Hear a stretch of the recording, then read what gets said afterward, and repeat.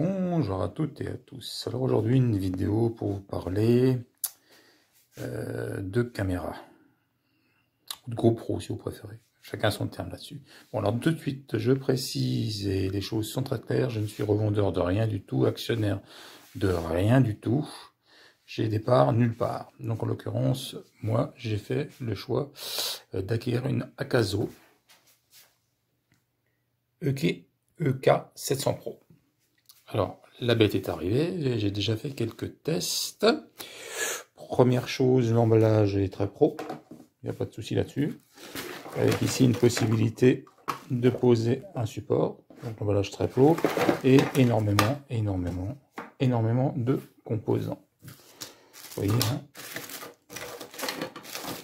côté composants, il y a vraiment de quoi faire. Ça, et ça étant la batterie.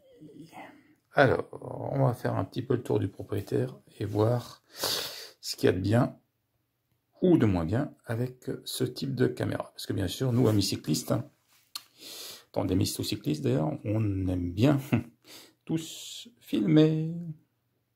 Alors, la télécommande de vidéo et de photos au poignet, ce qui vous permet de télécommander votre caméra. Je reviendrai là-dessus. J'ai encore 2-3 tests à faire, mais j'y vois un premier défaut. Alors aussi, sachez tout de suite que si vous avez besoin de changer la pile de cette télécommande, il faut vraiment les tout petits tournevis qui rentrent là, qui sont pas fournis. Voilà. On a le boîtier. Alors je ne sais plus trop s'il est étanche ou pas, là je n'irai pas trop loin. Une armée de fixations diverses et variées, des supports divers et variés, toujours des supports, hein, ça il y a vraiment ce qu'il faut en support, il y a vraiment de tout. Un câble USB qui sert aussi bien à le module de chargement des batteries que je vous ai montré avant. Alors là tout de suite un petit détail, hein, je trouve ça très moyen pour des caméras pro, vous n'avez pas la prise. La prise de 220 qui est avec, vous n'avez pas. Vous avez bien le câble, mais pas la prise. Ça, c'est censé aussi servir à décharger les vidéos sur la prise USB qui est là. Là.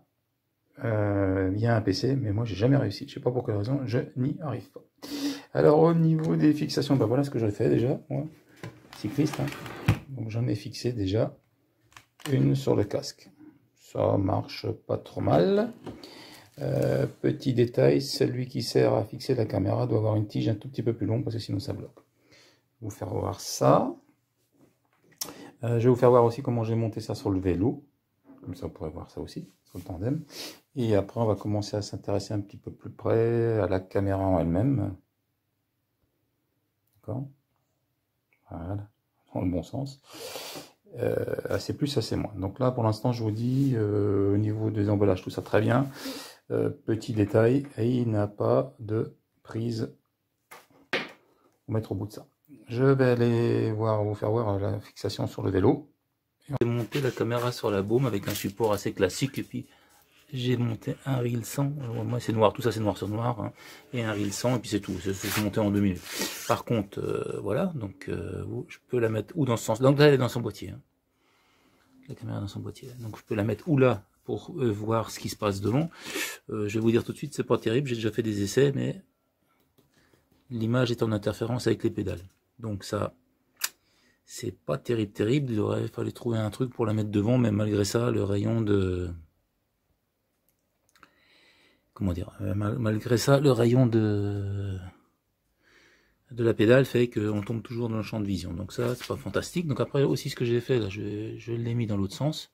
Pour nous filmer nous, là encore c'est pas une super idée parce qu'en réalité on voit plus l'entrejambe que nos têtes. Ça se règle aussi, mais ça fait une vue très plongeante comme ça là, qui fait que c'est pas top. Bon, je l'ai quand même monté, voilà, ça se monte en 3 minutes avec la vis qui est là, hein. Et puis c'est tout, hein. Il y a vraiment aucun problème, sauf que comme je vous dis, l'emplacement n'est pas bon. À revoir ça. Alors voilà exactement ce que vous avez dans la boîte, hein. Tout un tas d'équipements comme vous le voyez bien ici, hein. Il y a tout, hein, c'est ce que je vous ai dit, le chargeur de batterie, la batterie, les divers brackets, donc tout ce qui est fixation, des petits bouts de rilsan, le câble, mais pas la prise, hein, je vous l'ai déjà dit. Et ici, vous voyez, je vais m'approcher un petit peu, il est théoriquement waterproof. Le boîtier pour la caméra. Donc il faut l'habiller dans le boîtier pour que il soit waterproof. Je n'ai pas essayé, donc je peux pas vous dire à combien il l'est effectivement. Je ne sais pas. Puis je suis pas très fan de ce genre de prise de vue en plongée. Plongée sous l'eau, hein, je m'entends. Alors côté dimension, voilà, avec l'emballage, avec la boîte étanche, hein. Vous êtes là à 70. Vous êtes en profondeur à un bon 40, pardon, c'est mieux comme ça, un bon 40. Et là, vous êtes à un bon 75. Donc, comme elle est là, comme je vous la présente là, vous avez eu ces dimensions et je l'ai pesé. Ça nous fait à embarquer 120 grammes. 120 grammes, je précise, avec dedans une batterie et une micro carte SD qui pèse que dalle. Donc voilà, 120 grammes et vous avez eu les dimensions. On va regarder un petit peu plus près son équipement à cette caméra. Bon bah déjà le boîtier étanche, hein, vous le voyez, hein, avec les boutons qui sont dessus, hein, et puis un système d'ouverture très simple, hein. Il n'y a pas de souci, quoi. Voilà. Alors on regarde un petit peu de plus près la caméra. Alors vu d'ici, vous avez une micro HDMI, je ne l'ai pas essayé, une prise USB avec le câble que je vous ai montré tout à l'heure, et l'emplacement de la petite carte SD. Alors je vous précise tout de suite, celle-là est pas fournie, hein. Donc bon, le prix, boum, vous pouvez rajouter ça. Sinon l'ergonomie est pas mal, hein, c'est assez simple. Un bouton on-off et deux autres boutons de sélection de menu et autres. L'écran est tactile. Un écran tactile, important. Alors bien sûr, une fois que vous êtes dans votre protection, bah, l'écran tactile c'est foutu, hein. Ça marche plus, ça c'est évident. Ok, donc voilà, côté caméra. Maintenant on va voir un peu ses performances. Pour cette caméra, vous avez le mode photo classique, le mode rafale, le mode photo en time-lapse. Vous avez des définitions, des résolutions d'écran qui sont assez importantes puisque vous pouvez faire du 4K jusqu'au 60 fps. Vous avez bien sûr la stabilisation d'image que vous pouvez activer ou pas. Vous avez la possibilité de faire de vidéos en boucle. La partie horodatage, bon ben ça c'est plutôt classique, on n'en parle pas trop. L'angle, la plongée, enfin il y a tout un tas de réglages que vous pouvez faire. Et il y a une autre particularité, c'est qu'elle est équipée de Wi-Fi, ce qui permet de vous connecter directement à votre smartphone ou à votre tablette et de la piloter ou d'en récupérer les contenus. Donc ça, je vais faire ça après.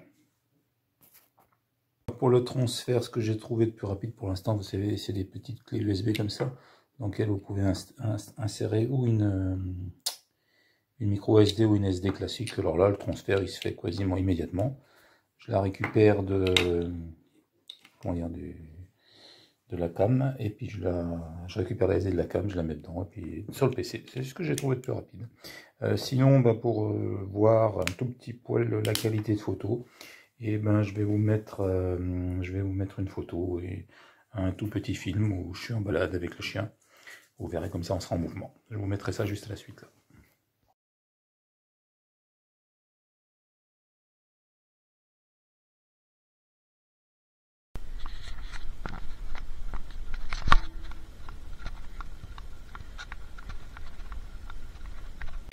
Là, je vais revenir sur la partie alimentation batterie. Donc, d'origine, elle est livrée avec deux batteries. Là, j'en ai déjà monté une à l'intérieur, l'autre est ici. J'ai fait des essais de temps de charge. Avec une batterie bien à plat, ça va assez vite, hein. Je crois que j'étais à presque 40 minutes. Bon, enfin bon, ça a été super vite le temps de charge. Par contre, le petit bémol, c'est quand je l'utilise en Wi-Fi, alors là, elle se décharge à une vitesse incroyable. Sinon, vous pouvez faire des belles balades, bien sûr, hein, tout dépend aussi de ce que vous faites, hein. Tout le temps allumé, est-ce que vous mettez une extinction ou une mise en veille automatique, enfin, le calcul de la durée de la batterie est totalement dépendant de votre utilisation. Sauf, ça je le précise, hein, sauf quand vous êtes en Wi-Fi, ça, en Wi-Fi, attention. Ça consomme, j'ai remarqué que ça consomme bien plus. Bon, bah écoutez, on va continuer. Hein. Donc un aperçu de la caméra tactile, hein, comme je vous ai dit, hein. Pas de souci. Avec tous ces réglages dont on a déjà parlé. Hein. Voilà. Toc. Toc. Autre façon de faire des réglages. Effet, angle, microphone. Enfin, vous avez tous les fréquences, langue, son. Enfin bon, on va pas revenir en détail là-dessus. Vous avez tous les réglages possibles. Donc évidemment, quand vous êtes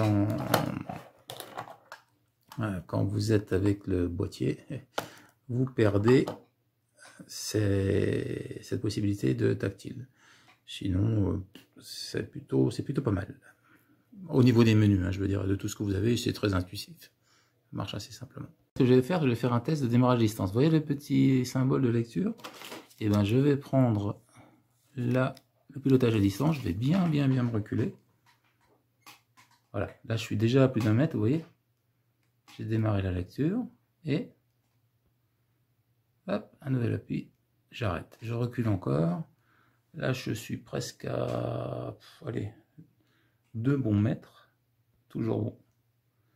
Donc vous voyez, je peux m'éloigner très loin pour le faire les télécommandes. Donc ça marche bien, sans aucun problème particulier. Donc la commande à distance, là, elle tient 10 mètres. À 10 mètres, vous arrivez à la piloter.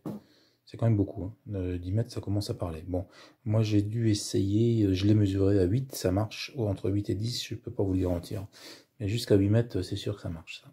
Les divers modes accessibles aussi en réglage rapide depuis l'écran tactile. Après, c'est en vidéo classique, vous voyez, très simple. Ça marche très bien. Pas de souci non plus. Alors, je viens d'ouvrir la partie Wi-Fi sur la caméra, qui est maintenant en attente de connexion, et sur le téléphone, je vais valider la caméra, connecter la caméra. On va voir ce que ça fait. Ça dure un peu. Voilà. Je vais me déconnecter d'abord de ce Wi-Fi là. J'aurais dû commencer par ça.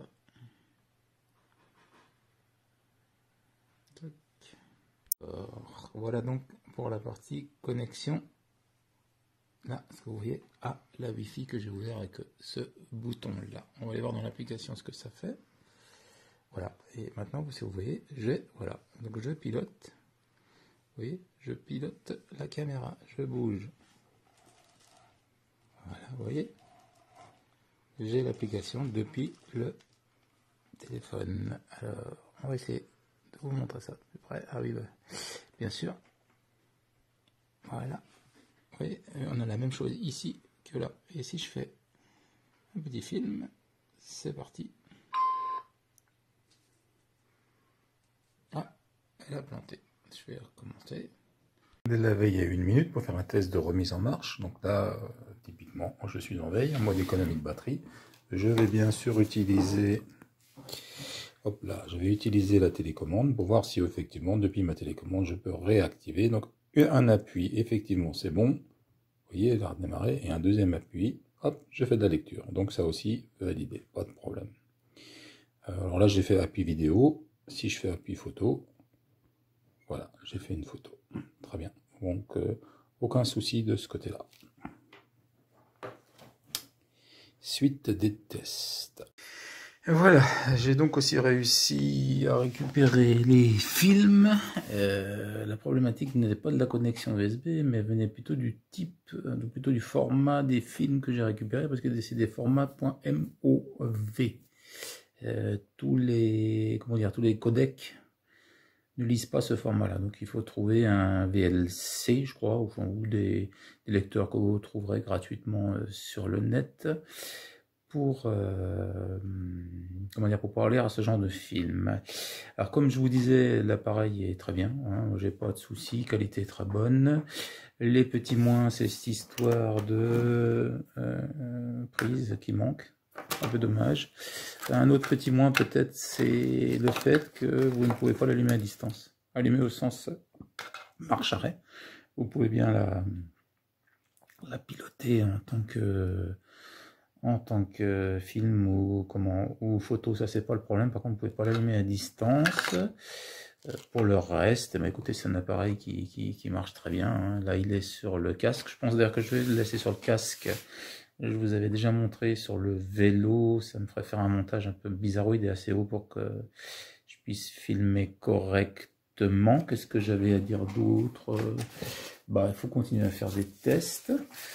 Le prix, bon, le prix, je vais pas vous le donner. Hein. Vous allez sur internet, vous allez trouver ça très facilement. Hein. Il n'y a pas de lézard. Donc, je répète, hein, pas de carte SD à rajouter au prix quand même.